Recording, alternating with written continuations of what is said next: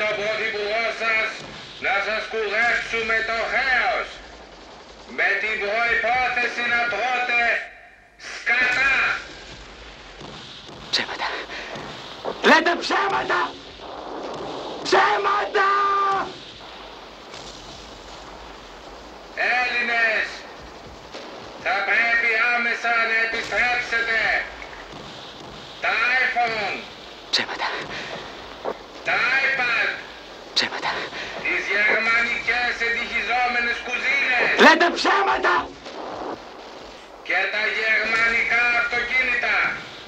Ψέματα!